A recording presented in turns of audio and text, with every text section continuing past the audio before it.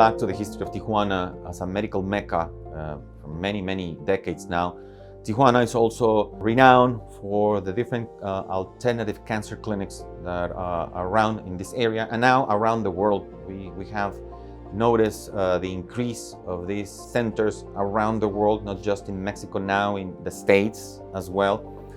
And we want to clarify that we are not that. We are an oncological center. All of us here are conventional physicians, specialists, oncologists, and any other specialist that is required. I am a conventional doctor that specializes in functional medicine, and I have nothing against the alternative side, but I don't believe that it's about asking a patient to choose a side. And that's what I see from both sides. You see this war between disciplines in which sometimes who's better, you're killing them more. No, it's you, lack of evidence-based medicine. So you have this war between these two disciplines, and the only one that is truly affected is the patient. So as physicians, I believe that I have a responsibility to know what is out there. I need to be well informed, because when a patient comes and asks me, I need the one to be providing this information.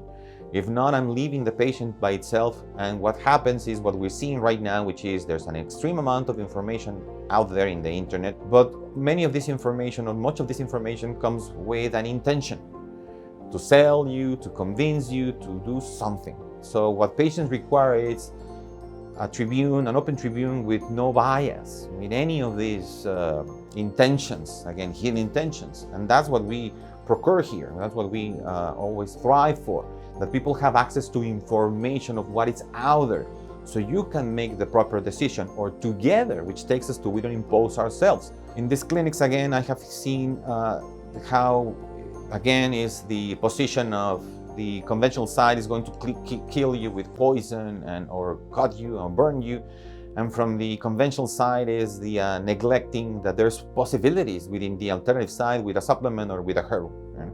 So again, we're open. I have been also training all of these things, and here we are a conventional facility, again, that specializes in the use of immunotherapy, or that we specialize in the treatment of cancer with the use of immunotherapy, being immunotherapy the most advanced technology to fight cancer. There's nothing else. There's nothing else, and this needs to be perfectly clear and established, again, for those who are claiming other things. And here we open the door for alternative medicine, in which we're combining very specific alternative treatments, in which we have detected, first of all, selecting them for the fact that they have evidence, the evidence that we can present to a patient, because a patient is going to ask you, why are you using this?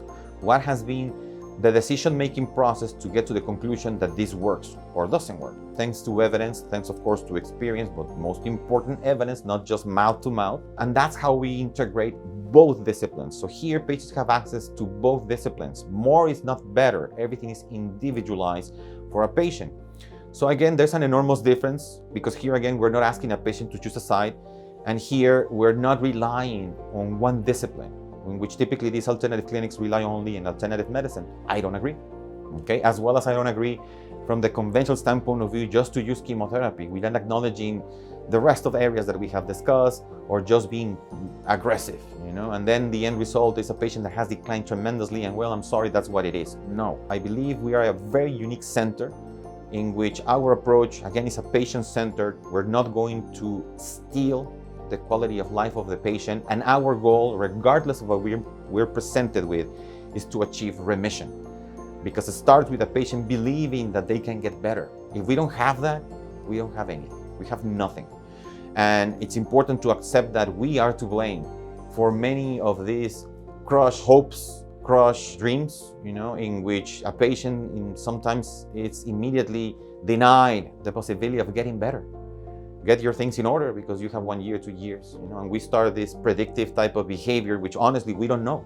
But we know because we are using a one-size-fits-all, and we know because we're using aggressive means in a situation that we know is already problematic and aggressive. So problems plus problems equals more problems. And that's why we can say 5 months, 1 year, 2 years, is because of that mechanic. But that's not the case. If you work again with the patient, if you work with the other areas, if you work without damaging the patient, it's a very different outcome. And you have seen it, it's obvious with the testimonials of the patients that are coming here that it's achievable.